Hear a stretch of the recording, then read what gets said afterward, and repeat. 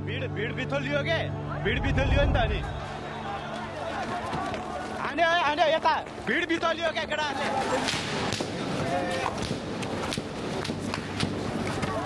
सक्यो मान्छे त बच्चा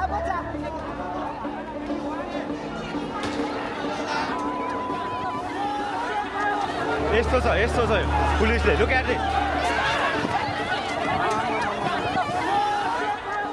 यतिसम्मको लापरवाही गर्नुहुन्छ त है सरकारले।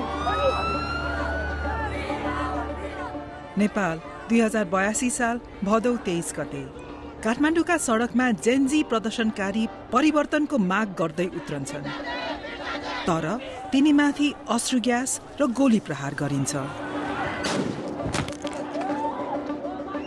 त्यसपछिका केही घण्टामा स्कुल ड्रेस लगाएका एक किशोर सहित 19 जना नेपाली युवा आफ्नै सुरक्षाकर्मीले हानेको गोलीबाट मर्छन्।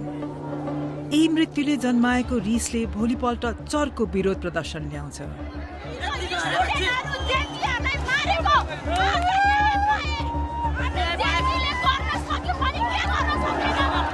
यसपटकको रिस नियन्त्रण गर्नै नसकिने बन्छ।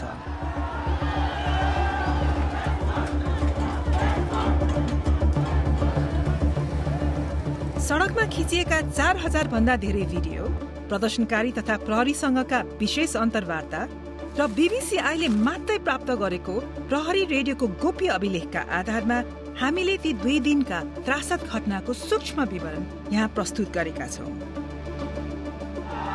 हामीले नेपालको शासक वर्गले कसरी यस प्रदर्शनमाथि नियन्त्रण गुमाए भन्ने खुलासा गरेका छौं।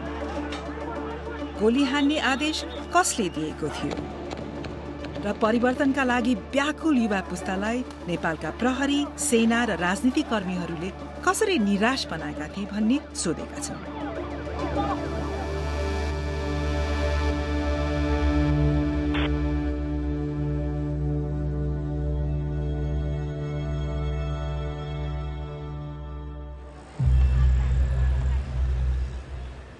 रिस र रक्तपातका ती 48 घण्टा पछाडि वर्षौंदेखिको कुण्ठा थियो। 1 दशक लामो सशस्त्र द्वन्द्वपछि 2064 सालमा नेपालले राजतन्त्र हटायो। 2072 सालको नयाँ संविधानले नयाँ थालनीको बाचा त गर्यो, तर 10 वर्ष बित्दा पनि त्यो बाचा यथार्थमा परिणत भएको छैन। नेपालका झण्डै 20% युवा बेरोजगार छन्। 10 लाख युवाका लागि विदेशनुको विकल्प छैन। देश ऋण र आर्थिक परनिर्भरतामै रहेको छ। सतहमा हेर्दा 3 मुख्य राजनीतिक दल बीच नै सत्ता घुमिरहेको झैं देखिन्छ, तर पाका उमेरका केही नेता मात्रै दशकौंदेखि सत्तामा टाँसिएर बसेका छन् भन्ने धेरै नेपाली युवाको बुझाइ छ।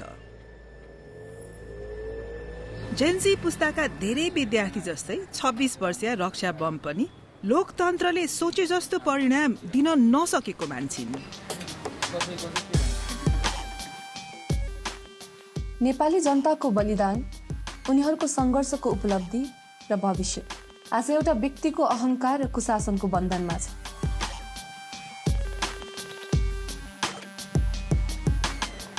देखिको हामीले जुन अनुहारहरू रिपिटेडली हेरिरहेका थियौँ, ती अनुहारहरूले हामी प्रति गरेको जुन व्यवहार थियो त्यसप्रति हामी एकदमै आजित भइसकेका थियौँ कि हाम्रो पुस्ता भनौँ न अझै, किनभने उहाँहरूले सडकमा के भइरहेको छ, सडकको आवाज के हो भनेर बुझ्नै खोज्नु भएन कहिले पनि।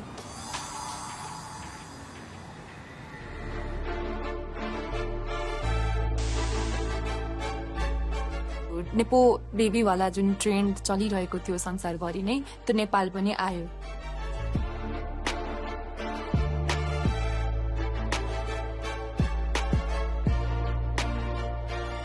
हाम्रो नेताहरूको जीवनशैली, उहाँहरूको छोराछोरीको जीवनशैली र हामी आम जनताको जीवनशैलीमा चाहिँ यत्रो ठुलो असमानता रहेछ। We wake up, work hard, pay taxes, but those in power, they keep on stealing. त्यो भइसकेपछि सोसियल मिडिया ट्रेन्ड चाहिँ त्यही अनुसार चल्छ नि त। विभिन्न नेताहरूको छोराछोरी अथवा नेताहरू एक्सपोज हुँदै थिए। It is time we call out these people and make these people feel accountable for their choices.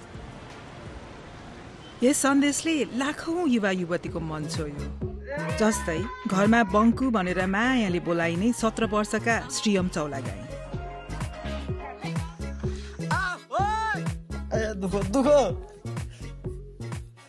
उनीसँग आमा बुवा गंगा कार्की र गणेश चौलागाईलाई अचम्म पार्ने राजनीतिक छेद थियो। म यसो कुरा घरमा गर्थेँ नि, आज यस्तो भयो उस्तो भयो, के बाबा कुरा गर्नुहुन्छ यस्तो कुराहरू, होइन यस्तो कुरो नगर्नु, यिनीहरू सबै फडा हुन्, फडा खाइसके देश सकिसक्यो भन्ने खालको कुरो चाहिँ गर्थ्यो। उसले हरेक न्युज हेर्दो रहेछ क्या, उसले त्यो कुरो मलाई थाहा थिएन, मभन्दा धेरै अपडेट हुँदो रहेछ न्युज हेर्न। अनलाइन विरोधको आवाज चर्केको देखेर आत्तिएको सरकारले भदौ 19 गते एक कठोर निर्णय लियो। Now, news from Nepal, the country has cracked down on a number of social media platforms, including Facebook, YouTube, Instagram, X, LinkedIn. Last night, poof, the platform it's all gone. इन्टरनेटमा यो छलफल डढेलो झैं फैलिरहेको थियो। We have so many problems in Nepal, but they think, yeah, let's ban social media. Yeah, that's going to fix the country. Yeah, why are these idiots running the country? Doesn't that seem like a coincidence? It feels kind of shady. Like the platform that people used to criticize the rich spoiled kids just got banned right when it was starting to trend. तर नेपालको राजनीतिक संस्थापन यथार्थलाई नकार्नमै व्यस्त थियो। के हामी जनताबाट अलग थलग भएका हौं?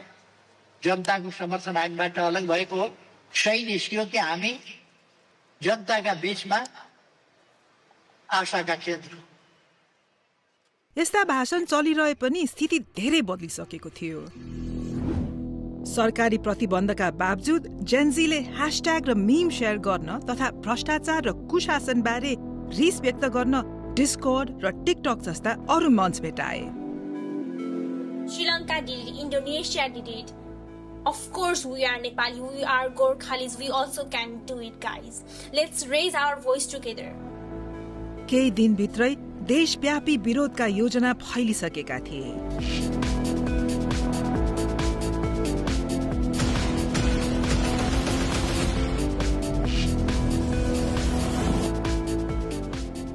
युथ अगेन्स्ट करप्सन नामको डिस्कॉर्ड सर्भर समन्वय र छलफलको मुख्य केन्द्र बन्यो।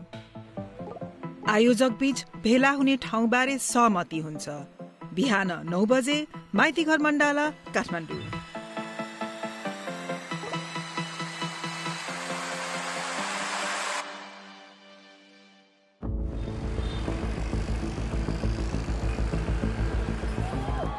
भोलिपल्ट बिहान रक्षा अग्रपंक्तिमा हुन्छन्। आज हामी सार्वजनिक सम्पत्ति नष्ट गर्दैनौं, शान्तिपूर्ण तरिकाले आवाज उठाउँछौं। त्यसैले सबजना हामी रेडी छौं आजको प्रोटेस्टको लागि। We are ready.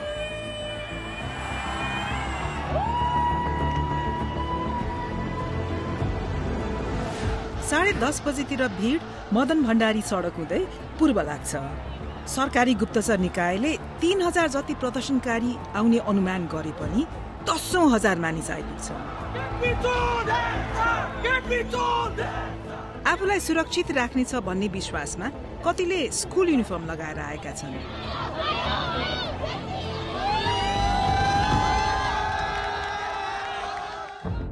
प्रदर्शनकारीहरू संघीय संसद भवनतिर जाँदैछन्, तर त्यहाँ पुग्नु अघि एउटा ब्यारिकेडले बाटो छेक्छ।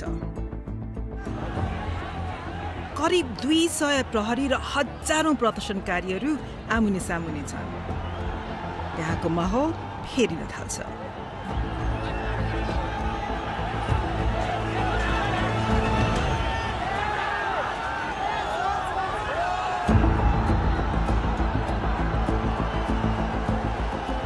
एघार बजेर 47 मिनटमा प्रदर्शनकारीको एक समूहले प्रहरी घेरा छल्ने बाटो भेटाउँछ।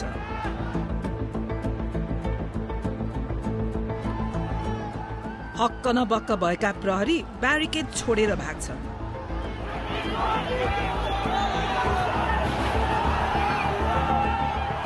र भीड संघीय संसद भवनतिर हुत्तिन्छ।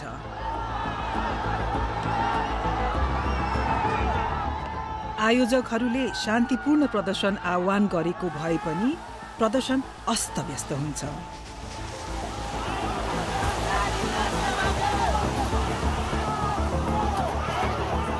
त्यसपछिको त्रासदीलाई पत्रकार तथा प्रदर्शनकारीहरूले खिचेको 4000 भन्दा धेरै भिडियो र तस्बिरले कैद गरेका छन्। हामीले यो प्रमाण संकलन र विश्लेषण गर्न तथा प्रहरीबाट विशेष जानकारी प्राप्त गर्नमा महिनौं समय खर्चिएका छौं। अब हामी तपाईहरू सामु संसद गेटको अगाडि भदौ 23 गते ठ्याक्क के भएको थियो भन्ने बारे अहिलेसम्मको सबैभन्दा विस्तृत विवरण प्रस्तुत गर्न सक्ने भएका छौं।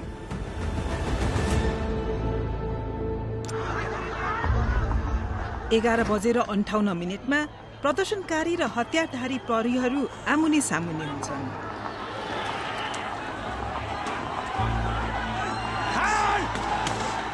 अधिकांश भीड़ शान्त छ, तर अग्रपन्थीमा तनाव छत्ताछुल्ल भएर हिंसा बन्छ। केही प्रदर्शनकारी संसदको मूल गेटको छतमाथि उक्लन्छन्।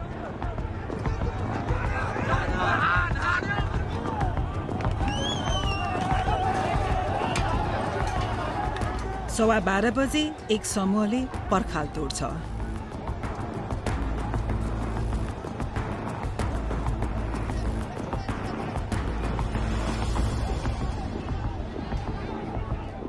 उनीहरूलाई प्रहरीले तुरुन्तै पछाडि धकेल्छन्। डिस्कर्डमा केही प्रदर्शनकारीहरू चिन्ता व्यक्त गर्न थाल्छन्।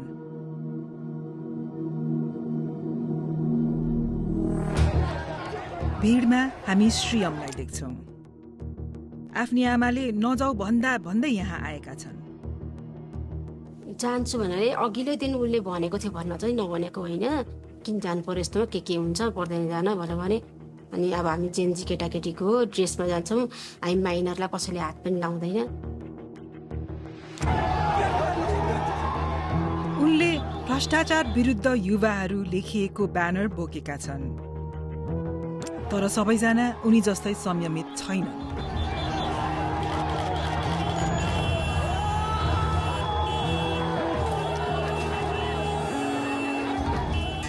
साढे 12 कर्फ्यू घोषणा हुन्छ। अब यो भेला गैर कानूनी बन्छ। फोनमा कुरा फैलिन्छ।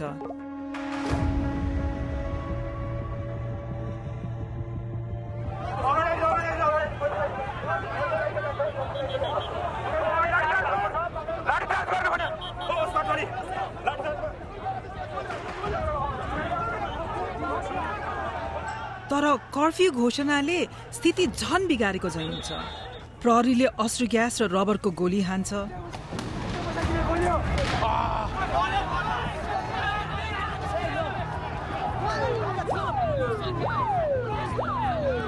तर उनीहरूको कारबाही अस्तव्यस्त छ। केही प्रहरीले त प्रदर्शनकारी माथि उल्टै ढुङ्गा प्रहारसम्म गर्छन्। गेट घरमा आगजनी भएको देखेर अत्तालिएका अधिकारीहरूले आफ्ना वरिष्ठहरूसँग घातक गोली प्रयोग गर्ने अनुमति मागे। त्यस दिनको प्रहरी रेडियो अभिलेखको गोप्य प्रतिबाट हामीले यो जानकारी पाएका हौं। अभिलेखका अनुसार दिउँसो 12:40 बजे नै घातक बल प्रयोग गर्ने अनुमति दिइएको थियो। त्यससँगै घटनाक्रमले कोल्टे फेर्छ। त्यसपछिका 2 घण्टामा कम्तीमा 6 प्रदर्शनकारीलाई गोली लाग्छ। तीमध्ये 5 मर्छन्। अब हामी घटनाक्रमलाई बिस्तारै हेर्दै ती गोली प्रहारका विस्तृत विवरण देखाउनेछौं। पहिलो गोली प्रहार संसद परिषदको कुनामा हुन्छ। पीडित 34 वर्षे विनोद महर्जन हुन्। त्यस गोली प्रहारका कुनै भिडियो हामीले भेटेनौं, तर 1:15 बजे टाउकोमा गम्भीर चोट लागेका विनोदलाई बोकेर लैजाँदै गरेको देख्छौं। पछि अस्पतालमा उनले ज्यान गुमाउँछन्।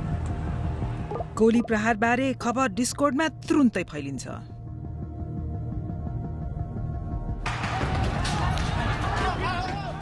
र सडकको रिस चुलिएर क्रोध बन्छ। प्रहरी अलमल्ल बनेको छ। एउटा समूहलाई गेट बाहिर चेपुवामा बारिएको छ।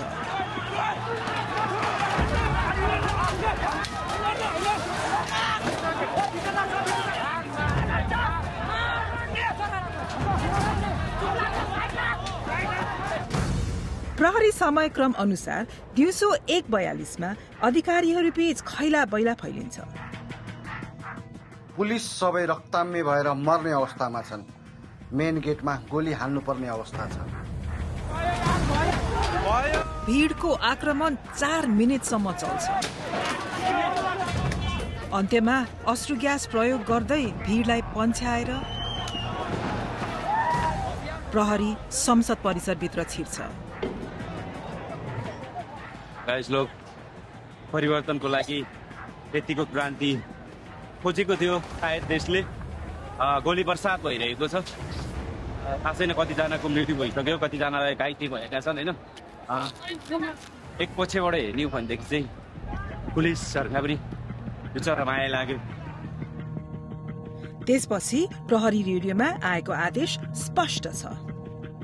फायर खोलेर सुरक्षित हुने, अवस्था नियन्त्रणमा लिने। त्यसपछि गोली लाग्ने व्यक्ति 27 वर्षे कमल घिमिरे हुन्। 1:48 हामी उनलाई ठिक सडक पारी भेट्छौं। यो कमलको आफ्नै फोनबाट खिचिएको दृश्य हो। उनले भिडियो खिचेको प्रहरी अधिकारीहरूको टोलीमा कम्तीमा 2 जनाले बन्दुक बोकेका छन्। त्यसपछि कमल अग्रपन्थीबाट टाढा हिँड्छन्। प्रहरीमाथि ढुङ्गा हानिरहेको यस व्यक्तिको भिडियो उनको क्यामेराले कैद गर्छ र त्यसको लगत्तै कमल ढल्छन्।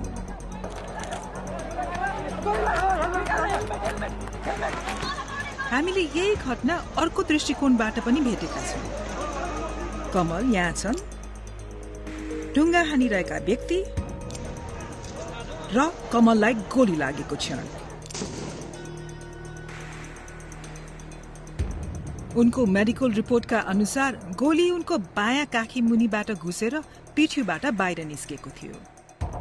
गोली ठ्याक्क कसरी आइपुग्यो भन्ने यकिन नभए पनि कुन दिशाबाट हानिएको हो भन्ने चाहिँ देख्न सकिन्छ। त्यसले कमल घिमिरेले केही क्षण अघि मात्रै भिडियो खिचेको प्रहरीकै समूहतिर संकेत गर्छ। कमलको मेरुदण्डलाई गोलीले केही मिलिमिटरले मात्रै नछोएको थियो। उनी बाँचे। झन्डै त्यही क्षणमा त्यहाँबाट 200 मिटर पश्चिममा अर्का युवालाई गोली लाग्छ। यी हुन् त्यसै दिन केही बेर अघि देखिएका 22 वर्षे रसिक खतिवडा। उनको टी सर्टमा लेखिएको छ, हामी नेता चाहन्छौं, लुटेरा होइन। रसिकलाई ठ्याक्क कुन बेला वा कहाँबाट गोली हान्यो भन्ने हामीलाई थाहा छैन। तर दिउँसो 1:53 बजे रसिकलाई बोकेर लगेको यो दृश्य एक प्रदर्शनकारीको फोनले खिचेको रहेछ। उनको छातीमा गोली लागेको थियो। यसै चोटले उनको ज्यान लग्यो। उनी 22 वर्षका थिए।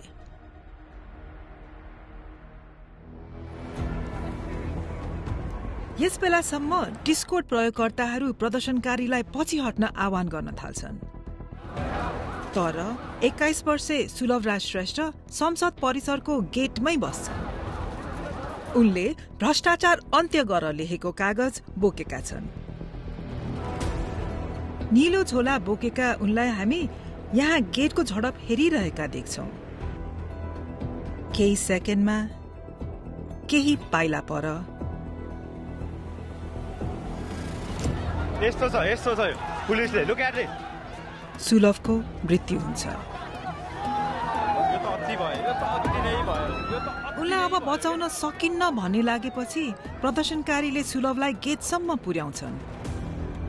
उनको शरीरलाई सडकमा राख्छन्, प्रहरीको ठिक अगाडि, र नेपालको झण्डा उडाइदिन्छन्।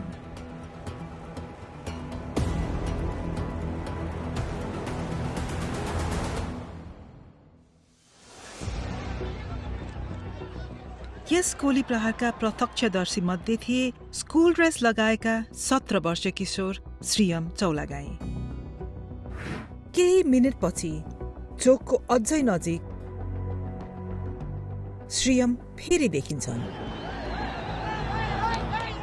उनको अगाडि प्रदर्शनकारीको एउटा समूह प्रहरीमाथि ढुङ्गा हान्दैछ।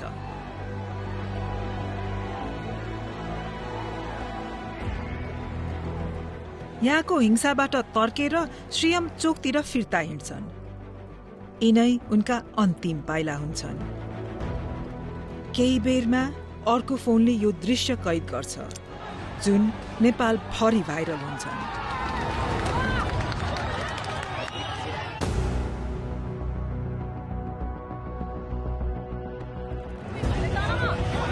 टाउको पछाडि लागेको गोलीको चोटबाट धेरै रगत बगिरहेका श्रीयमलाई बोकेर सडक पारी लगिन्छ।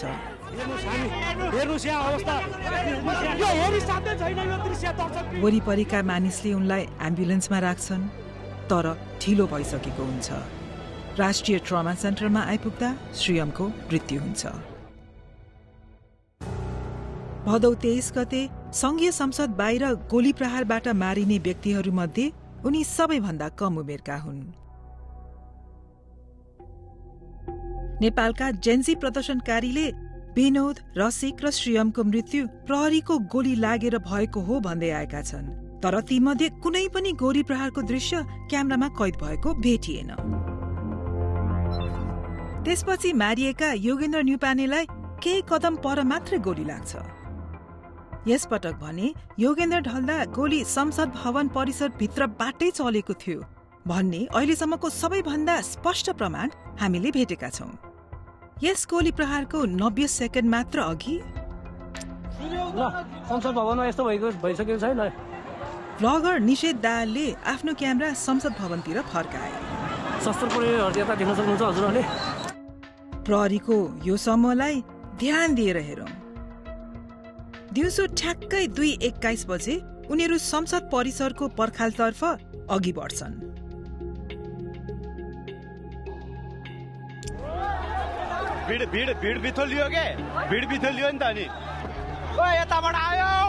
केही सेकेन्ड पछि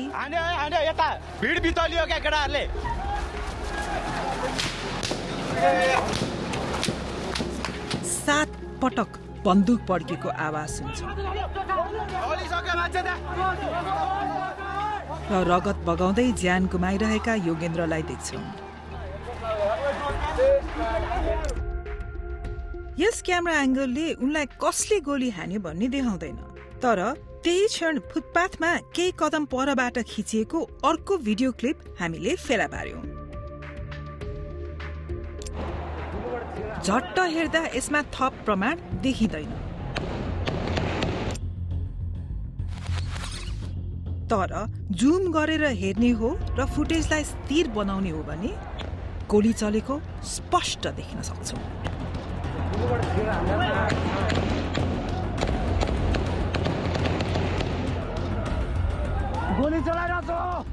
त्यसको 15 सेकेन्ड पछि प्रहरीको त्यही टोली झैं देखिने समूह मैदानको कुनातिर अघि बढिरहेको दृश्य तेस्रो क्यामेराले कैद गर्छ।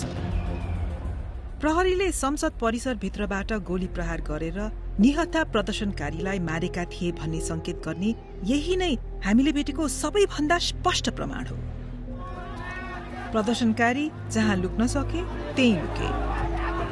चोटका कारण योगेन्द्रको मृत्यु भयो। उनी 24 वर्षका थिए। बीबीसीले विश्लेषण गरेका भिडियो फुटेजमा न त योगेन्द्रलाई न अरू कुनै पीडितलाई कुनै प्रकारको हिंसात्मक गतिविधिमा लागेको देख्न सकिन्छ। आधिकारिक तथ्याङ्कका अनुसार भदौ 23 गते भएको विरोध प्रदर्शनमा 19 जना युवाले ज्यान गुमाए। थप 300 घाइते भए।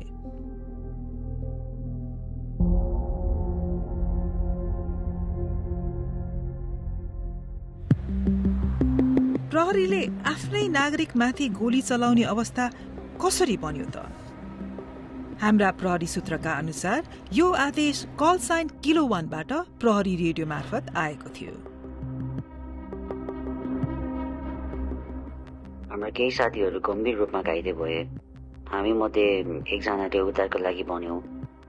किलो 1 बाट गोली चलाउने आदेश आयो। प्रहरी सूत्र र हामीसँग रहेको अभिलेखका अनुसार कल साइन किलो 1 ले प्रहरी रेडियोमा उक्त आदेश दिएका थिए। तर किलो 1 प्रहरी चेन अफ कमान्डको सर्वोच्च ओहदाका व्यक्ति थिएनन्। प्रहरी रेकर्डले देखाए अनुसार बल प्रयोग गर्ने पहिलो आदेश पिटर 1 कल साइनका उच्चतम अधिकारीबाट आएको थियो। कर्फ्यू लागिसकेको छ, आदेश माग गरिराख्नु पर्दैन, आवश्यक बल प्रयोग गर्ने। पिटर 1 प्रहरी महानिरीक्षक चन्द्रकुपेर खापुङ थिए। उनले घटनाका लागि आफू जिम्मेवार नभएको बताएका छन्। नेपाल प्रहरीले हामीलाई दिएको जवाफ अनुसार बल प्रयोग गर्ने निर्णय काठमाडौँ जिल्ला सुरक्षा समितिबाट आएको थियो। प्रहरीका अनुसार समितिले बल प्रयोग गर्ने निर्णय दिनु अघि प्रहरी महानिरीक्षक खापुङले त्यस प्रकारको कुनै आदेश दिएका थिएन। अन्य प्रहरी अधिकारीले गोप्य सूचना संकलन, तालिम र निर्देशनमा गल्ती भएको स्वीकारेका छन्। आफूलाई सहयोग नगरेकोमा उनीहरू नेपाली सेनालाई पनि दोष दिन्छन्। तर धेरैजसो प्रहरी त्यस दिनको घटनाबाट विक्षिप्त छन्। त्यो दिन भिड नियन्त्रण गर्नुको सट्टा हाम्रो टिमले उनीहरूलाई शत्रु जस्तै ताकेर गोली चलायो।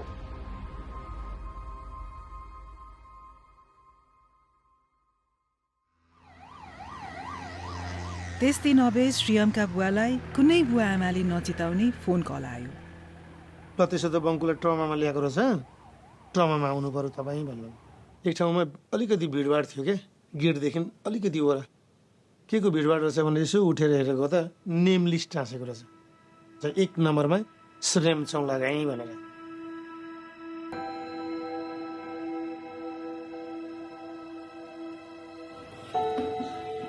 घरमा इन्ट्री हुने बित्तिकै अब वाइफले के सोध्यो भने बिरामी लिएर आउँछु भनेर जानुभएको, बङ्कुची खै त तपाईँ एक्लै आउनुभयो त? अनि मैले ट्रिटमेन्ट हुँदैछ, चोट रहेछ, ट्रिटमेन्ट हुँदैछ, एक्लै उसलाई किन छोडेर आउनुभएको त ट्रिटमेन्ट भइरहेको बेलामा भनेर भन्ने खालको क्वेसन गर्यो होइन। तर म ठगिरहेको छु होइन, म कसरी बसेँ होला। यस्तो रक्तपातपछि पनि प्रधानमन्त्रीको हट कायमै रह्यो। अब धेरैले चाहिँ नै प्रधानमन्त्रीको राजीनामा तत्काल चाहियो भनेर प्रमुख प्रतिपक्षी दल लगायत सडकमा बसेर मागेर भएर नि प्रधानमन्त्रीले अहिले राजीनामा दिनुभयो। यस्तो हटको सामना गर्नु परेपछि केही प्रदर्शनकारीहरूले वैकल्पिक उपाय सुझाउन थाले।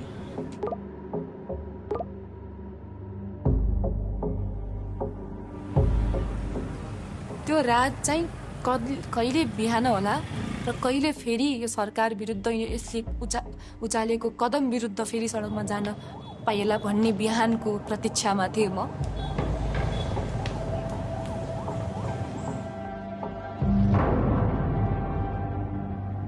बिहानको मिरमिरेसँगै क्रोध विस्फोटित हुन्छ।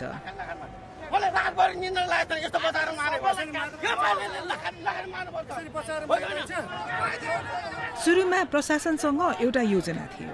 नियमित प्रहरी इकाइहरूले भिड नियन्त्रण गर्ने, तिनलाई सशस्त्र प्रहरीले सघाउने र सेना स्ट्यान्ड बाईमा बस्ने। संसद भवन परिसरभित्र र वरपर सुरक्षाकर्मी परिचालन गरिन्छन्। बिहान 8:30 बजे कर्फ्यू लागू हुन्छ।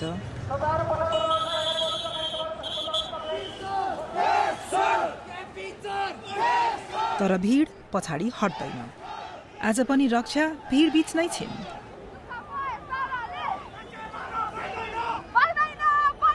प्रदर्शनकारीहरू संसद भवनतिर अघि बढ्दै गर्दाको यो दृश्य उनको फोनले खिचेको हो। फेरि गोली चलाउन थालिसकेको छ संसद भवन अगाडि।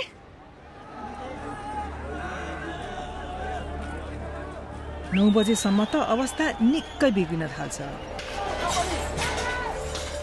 भिड आक्रामक बन्छ।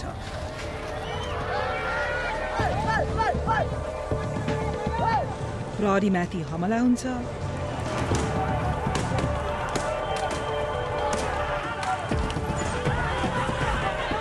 राजनीतिक नेताहरूको घरमा तोडफोड हुन्छ। सरकारी भवन जलाइन्छन्।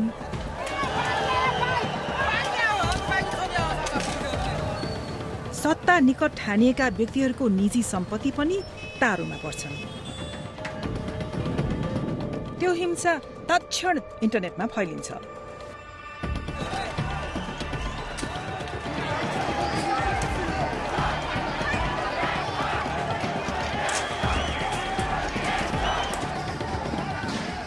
प्रहरीभन्दा धेरै ठूलो छ। प्रहरीको उपस्थिति पातलो छ। सशस्त्र प्रहरी बल र नेपाली सेनाबाट पाइने भनिएको सहयोग कहिले नआएको प्रहरी अधिकारीहरू बताउँछन्। दिउँसो 1 बजेतिर प्रहरीले भिडलाई नियन्त्रण गर्ने प्रयास त्यागेको चाहिँ देखिन्छ। 2 नम्बरमा आफ्नो हतियार त्यसपछिबाट आएर सञ्चार सेट, त्यसपछिबाट भेहिकलहरू र आफ्नो सेफ्टी, आफ्नो टोलीको सेफ्टी गर्ने, यति हो। यति दुईटा कुरा मेन प्रायोरिटीमा राखेर काम गर्ने। इन्टरनेटमा राखिएको तर केही बेरमै हटाएको यो भिडियोमा प्रहरीलाई आफ्नो सुरक्षालाई प्राथमिकतामा राख्न भनेको सुन्न सकिन्छ। कन्टेन गर्न सकिन्छ, रोक्न सकिन्छ भन्यो भने सेलहरू प्रयोग गर्ने, तपाईँ आफ्नो सेफ्टीको ख्याल गर्ने। जस्तो मैले पाउनु भएको छ यो अल स्टेसन भिडियो कन्ट्रोल।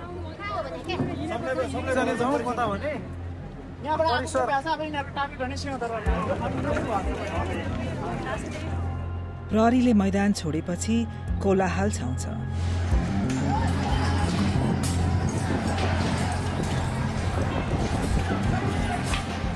सुरक्षा हटाइएपछि संघीय संसद भवनमा भिडले कब्जा गर्छ।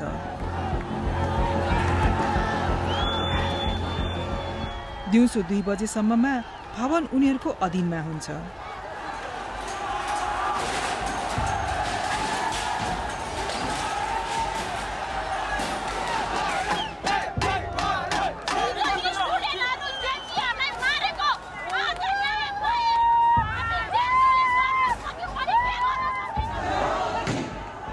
केही मिनेटमै भवनमा आगो लगाइन्छ।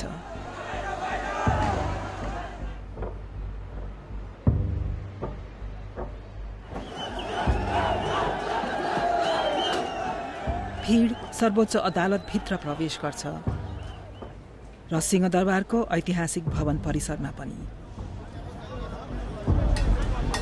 खतरा तरिकाले दौड्दै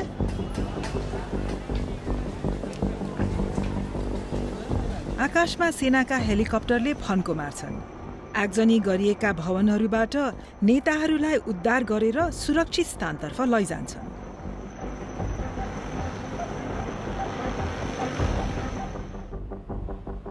दिउँसो 2:30 बजेसम्ममा प्रधानमन्त्री तथा धेरैजसो वरिष्ठ नेताहरू सेनाको संरक्षणमा हुन्छन्। वरिष्ठ प्रहरी अधिकारीहरू पनि सैन्य मुख्यालय परिसरमा आश्रय लिन पुग्छन्। सडकमै छोडिएका तल्लो दर्जाका सुरक्षाकर्मी अब भिडको निशानमा पर्छन्। तीमध्ये केहीको वर्दी च्यातिन्छ, सार्वजनिक बेइज्जती गरिन्छ।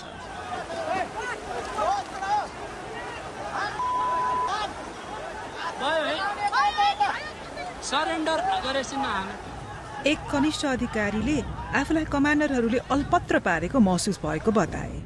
कनिष्ठका रूपमा आक्रमणमा परेको बेला हाम्रा वरिष्ठ र नेतृत्वले साथ दिन्छन् भन्ने अपेक्षा थियो, तर हामीलाई एक्लै छोडियो। आवश्यक कदम चालिएन। हामीले आफूलाई अभिभावकविहीन महसुस गर्यौं। उनीहरूले आफूलाई त जोगाए, तर के गर्ने, के भइरहेको छ भन्ने बारे हामीलाई जानकारी समेत दिएनन्। आगजनी र विध्वंसका घटना पछाडि केही राजनीतिक समूहहरूको हात रहेको आक्षेप व्यापक रूपमा फैलिएको थियो, तर हामीले न ती आक्षेपका सत्यता पुष्टि गर्न सक्यौं, न तिनलाई नकार्न सक्यौं। हिंसा काठमाडौँ बाहिर फैलिन्छ, देशभरि छाउँछ।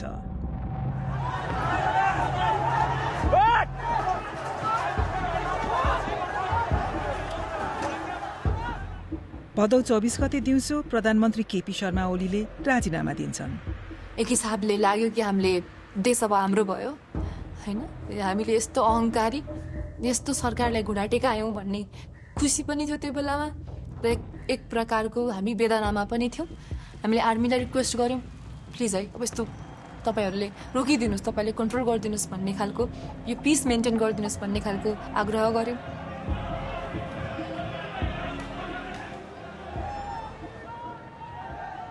तर साँझसम्मै अराजकता जारी रहन्छ। मैले हो, यो नेपाल हाम्रो यो नेपाल, कसैले केही गर्न सक्दैन। रात पर्दासम्म सयौं भवनहरू जलिरहेका हुन्छन्। ब्याङ्क र शस्त्रागारहरू लुटिन्छन्। 13,000 भन्दा बढी कैदीबन्दी कारागार फोडेर भाग्छन्। 3 जना प्रहरीहरू मारिन्छन् र कम्तीमा 50 जना अरू नेपालीले ज्यान गुमाउँछन्। राति 9 बजे मात्रै सेना सक्रिय हुन्छ। यस विषम परिस्थितिबाट राष्ट्रलाई शान्तिपूर्ण तवरले निकास दिनको लागि आन्दोलनरत समूहलाई आन्दोलनका कार्यक्रमहरू स्थगन गरी आदरणीय आमाबाबा दाजुभाइ तथा दिदीबहिनीहरू 10 बजेदेखि कडा खालको कर्फ्यू लाग्ने हुँदा सबैजना आफ्नो घरतर्फ सुरक्षित साथ प्रस्थान गर्नुहुन। सेनाको हस्तक्षेपले 2 दिनदेखिको कोलाहल र रक्तपातलाई अन्त्य गर्छ, तर सेनाले धेरै ढिलो गर्यो भन्ने धेरै नेपालीलाई लाग्छ। नेपाली सेनासँग प्रशस्त सैनिक थिए, सर्वसाधारणमाथि गोली चलाउनु पर्ने आवश्यकता थिएन। मुख्य सडकहरूमा 100 देखि 150 सैनिक तैनात गरे मात्र पनि पुग्थ्यो। यसरी ठूलो राष्ट्रिय क्षति टार्न सके। तर प्रहरी सबैभन्दा बढी मार सहेर बसेपछि मात्रै उनीहरू श्रेय लिन आएका जस्तो महसुस हुन्छ।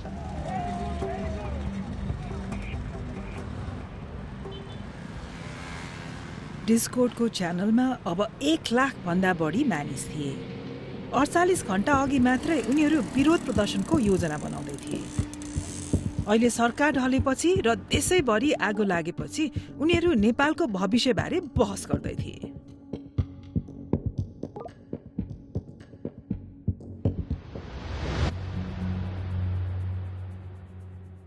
Sushila Karki, a former Supreme Court Chief Justice, was sworn in after protesters forced her predecessor from office. सेनाले लागू गरेको शान्ति कायम रह्यो। भदौ 27 गते नेपालले नयाँ प्रधानमन्त्री पायो। नेपाल हाँक्ने पदमा प्रथम महिला। उनको मुख्य जिम्मेवारी नयाँ निर्वाचन र भदौ 23 र 24 गतेका घटनाबारे अझैसम्म जारी छानबिनलाई सम्पन्न गराउने। यस छानबिनको केन्द्रमा एउटा सरल प्रश्न छ। देशलाई नै आगो लगाउने गरी भएको हत्याको जिम्मेवार को हो? चेन अफ कमान्डमा रहेका मुख्य व्यक्तिहरूले अहिले एक अर्कालाई दोष लगाइरहेका छन्। हाम्रा स्रोतका अनुसार बल प्रयोग गर्ने आदेश नेपाल प्रहरीका सर्वोच्च अधिकारीबाट आएको थियो, कल साइन पिटो 1, तत्कालीन आइजिपी चन्द्रकुबेर खापुङबाट। तर खापुङले जोड दिन्छन् कि त्यसबेला सुरक्षाको जिम्मा काठमाडौँका प्रमुख जिल्ला अधिकारी छविलाल रिजालको थियो। रिजालले घटनाबारे जिम्मेवारी लिन अस्वीकार गरेका छन्। गृहमन्त्री रमेश लेखकले पनि कुनै जिम्मेवारी स्वीकारेका छैनन्। तत्कालीन प्रधानमन्त्री केपी ओली समेत आफूले कुनै गल्ती गरेको मान्न तयार छैनन्। अनि जिम्मेवार हुनुपर्छ भने कुन देशमा जिम्मेवार को होस्? रङ्गभेदका कारणले घाँटी थिचिएर मर्दा राष्ट्रपति जिम्मेवार हुन्छ कि? प्रहरी र नेताले जिम्मेवारी पन्छाइरहँदा घटनामा ज्यान गुमाएका व्यक्तिका परिवार शोकमा डुबेका छन्।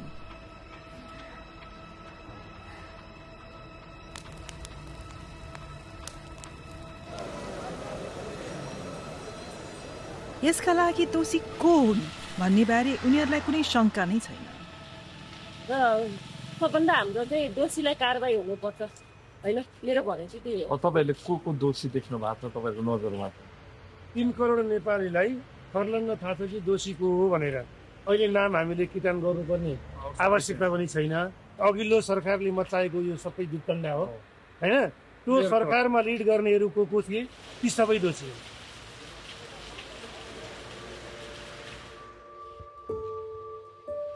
हाम्रो सपना सबै सपना छुरै भयो। उनीहरूको लागि त एउटा विद्यार्थी गयो, हाम्रो लागि त एउटा संसारै गयो।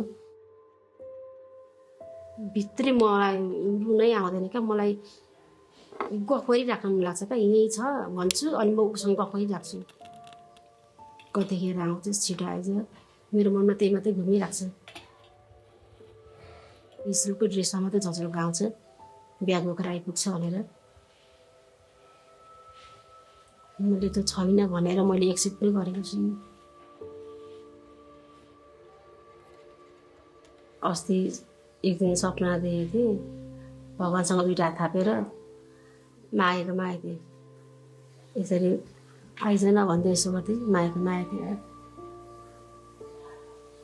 त्यसरी आएको त हुन्थ्यो।